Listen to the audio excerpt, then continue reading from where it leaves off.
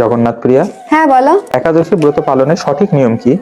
একাদশী ব্রত পালনের সঠিক নিয়ম সম্পর্কে আজকে আমরা হরিভক্তি বিলাস, পদ্মপুরাণ, স্কন্দ পুরাণ, ব্রহ্মবৈবর্ত পুরাণ, এমনকি আমরা বিভিন্ন শাস্ত্রীয় গ্রন্থাদিতে যেগুলো উল্লেখ করা হয়েছে সেই সব বিষয় সম্পর্কে একই সাথে জানবো। তো একাদশী শব্দের অর্থ হচ্ছে হরিবাসর, অর্থাৎ আপনি ভগবানের নিকটে এই দিনটাতে বসবাস করবেন।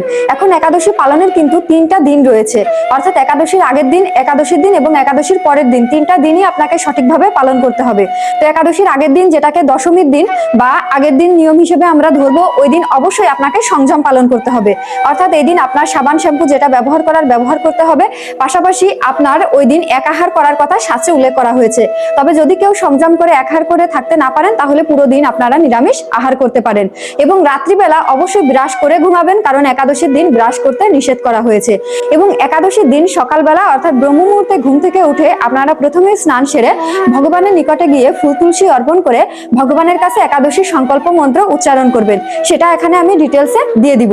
তবে মনে রাখবেন, একাদশীর দিন অবশ্যই কোনো প্রকার তেল, সাবান, শ্যাম্পু এগুলো ইউজ করবেন না, এবং ক্ষৌর কার্য অর্থাৎ চুল, দাড়ি, নখ কোনো কিছু কাটবেন না, এবং চেষ্টা করবেন যেন কোনোভাবে আপনার দেহ থেকে রক্তক্ষরণ না হয়। ঠিক আছে, যদি বিপদবশত হয়ে যায় সেটা আলাদা বিষয়।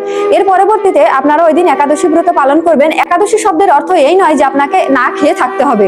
আপনি একাদশীতে যে পঞ্চ রবি শস্য বাদ দিতে বলা হয়েছে, তা বাদে যে খাবারগুলো আছে আপনি সেগুলো আহার করবেন, এবং একাদশী ব্রত নিয়ম মতো পালন করে এবং ভগবানের নাম, হরিনাম জপ করা, শাস্ত্রীয় গ্রন্থাদি পাঠ করা, এগুলো আপনি করবেন।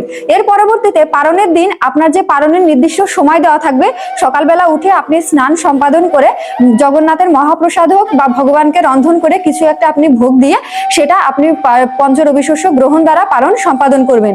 এবং অবশ্যই মনে রাখবেন, যে সময়ের ভিতরে পালন করতে বলা হয়েছে সেই সময়ের ভিতরেই পালন করবেন। এখানে আমি পালনের সময়ও একটা নির্দিষ্ট মন্ত্র আছে, সেই মন্ত্রটা আমি এখানে উল্লেখ করে দিচ্ছি।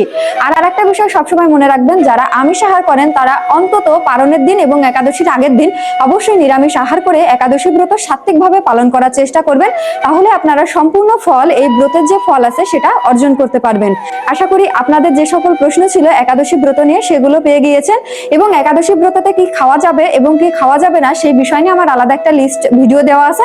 আমি সেই ভিডিও লিংক কমেন্টে পিন করে রাখবো, আপনারা চাইলে দেখে নিতে পারবেন।